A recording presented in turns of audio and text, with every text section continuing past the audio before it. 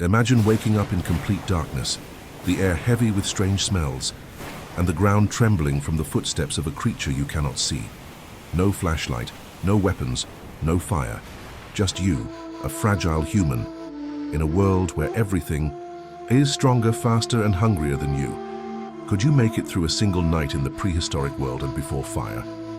The prehistoric world may have looked breathtaking in the daylight, towering trees, vast plains, and rivers teeming with life. But once the sun dipped below the horizon, it transformed into a living nightmare. For early humans, nightfall wasn't just a change in lighting, it was a countdown to terror. Unlike today, where city lights or even a small campfire can cut through the blackness, prehistoric nights were absolute. The kind of darkness where you can't see your own hand in front of your face. Imagine being surrounded by dense forests or endless grasslands, unable to tell what's rustling nearby, a harmless breeze, or a predator stalking you. The setting sun meant one thing: vulnerability. Early humans had no control over their environment once night arrived.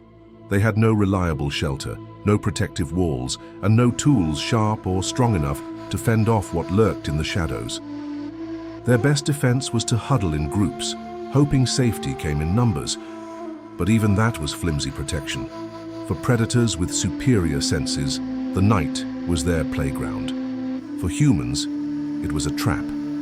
And as the first stars appeared, survival became a desperate gamble against nature itself.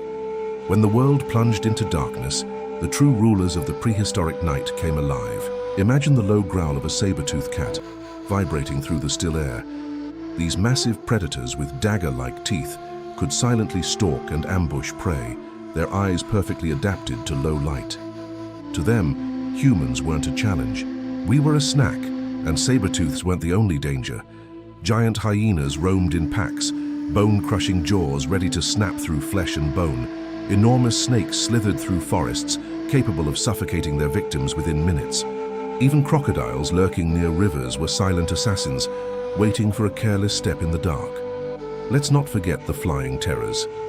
Prehistoric birds of prey, larger than modern eagles, circled silently above, scanning the ground with razor-sharp vision. For them, an unguarded human was just another opportunity. Unlike humans, these predators were built for the night. Their senses, smell, sight, and hearing, were their weapons.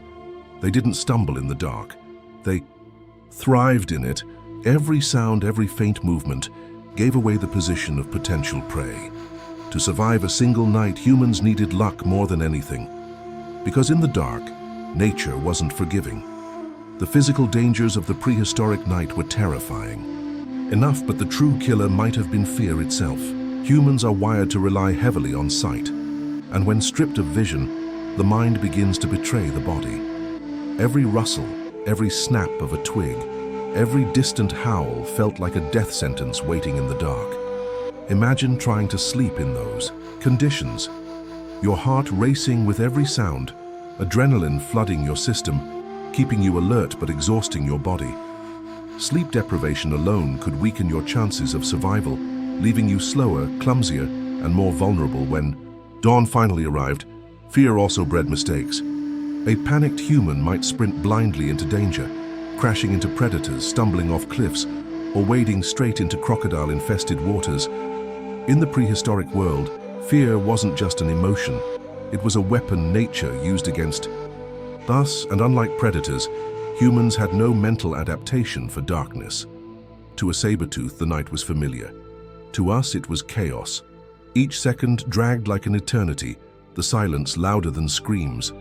Without fire, humans weren't just physically defenseless. They were psychologically broken before the night was over. If you found this video thought-provoking, don't forget to hit the like button, subscribe, and turn on the bell icon so you never miss our deep dives. I'd love to hear your thoughts in the comments below. What stood out to you the most? Your support helps us bring you even more amazing stories and insights. Until next time, stay curious and keep exploring. If you were dropped into the prehistoric world without fire, weapons, or tools, the odds wouldn't just be stacked against you, they'd be impossible. Physically, humans were never designed to be top predators.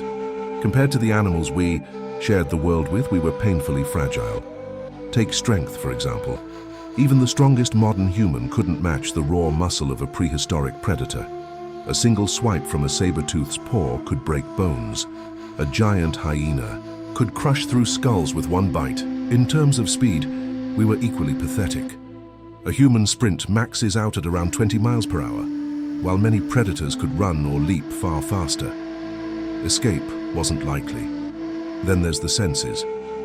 Predators of that age had night vision, sharp enough to spot prey in pitch darkness, hearing tuned to detect the faintest rustle, and smell that could track a wounded creature for miles.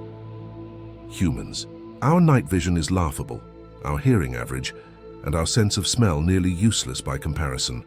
Without fire, weapons, or intelligence to strategize, humans were, quite literally, walking meals. We weren't hunters in that world. We were just prey waiting to be discovered. Predators of the prehistoric world weren't just strong, they were specialists, perfectly adapted to exploit every weakness of their prey. Each one had its own strategy, and unfortunately for humans, we checked every box on the easy target list. Sabertooth cats, for example, were ambush predators. They didn't chase their prey across open plains. They waited in tall grass or dense forests, striking with explosive power when the victim least expected it. Humans, slow and unarmed, wouldn't stand a chance once those curved fangs sank in. Meanwhile, packs of dire wolves or giant hyenas used teamwork. They could surround prey, cutting off every escape route. For a lone human, this was a death sentence. Even a small group of humans without fire or weapons would crumble under a coordinated attack. And then there were the crocodiles, silent, patient killers. They didn't need to chase. They waited by rivers, motionless, until an unsuspecting creature leaned too close. In an instant, they'd drag it under with bone-crushing force. These predators weren't random killers. They were efficient, calculated, and evolved to dominate.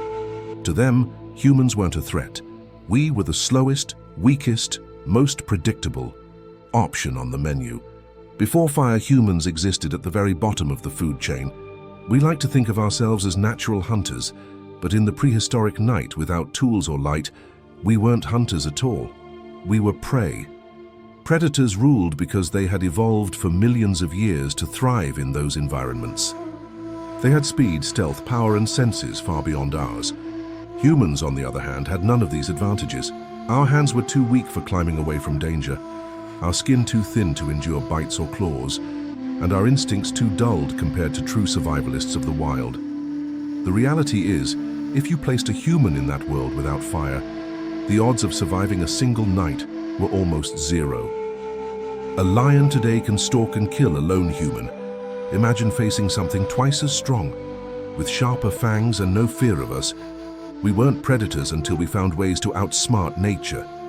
Until then, the prehistoric world saw us for what we truly were. Soft, slow, defenseless creatures trying to stay alive in a place where everything else was designed to kill. At some point in humanity's long struggle against nature, a spark changed everything. Whether it was lightning striking a tree or flames born from volcanic activity, early humans discovered fire.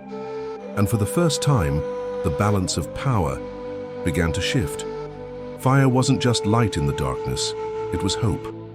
Imagine a prehistoric night where predators circled, but suddenly a glowing flame pushed back the shadows.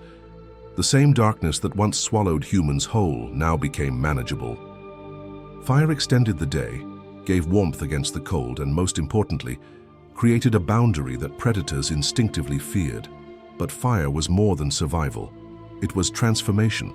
Cooked food became easier to digest, releasing more energy. For the brain, fueling the growth of intelligence. Smoke from flames cleared insects and disease away. And perhaps most importantly, fire gave humans a sense of control in a world that had once been chaos. It was the first time humans weren't entirely helpless. The first time we could push back against nature rather than simply endure it. With fire, we stopped being passive prey and started writing the first chapter in the story of dominance. For millions of years, predators had stalked humans without fear. But fire changed the rules of the game. Suddenly, creatures that once dominated the night hesitated at the edge of glowing flames. their instincts screaming to stay away. A ring of fire wasn't just light, it was a fortress. Sabertooths, hyenas, and wolves might prowl near, but they wouldn't cross the boundary of dancing flames. Even crocodiles lurking near rivers had no defense against firebrands thrown into the dark. For the first time in history, humans had a weapon that predators couldn't counter. And it wasn't just defense. Fire could be used to hunt. Early humans learned to flush animals out of hiding with controlled burns or scare them into traps. With fire, the balance of fear flipped. Humans were no longer the ones running. They became the ones forcing others to flee. More importantly, fire gave humans time.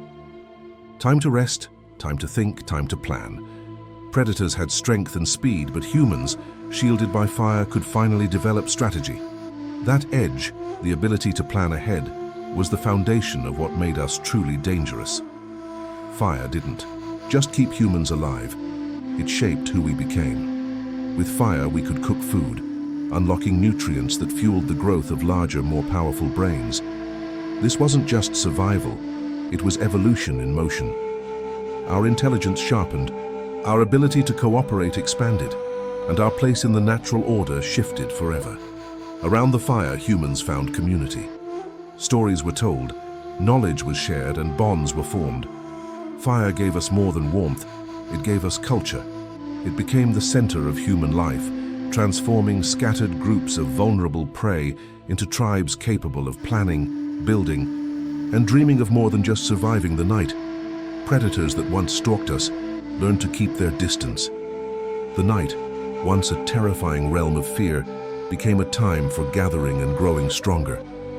With fire, humans stepped out of the shadows and into a position no other species had ever achieved: dominance. It was the turning point where the fragile became fierce, the hunted became hunters, and a powerless creature learned to master the Fey world. Fire wasn't just our survival tool, it was the spark that lit the path to civilization.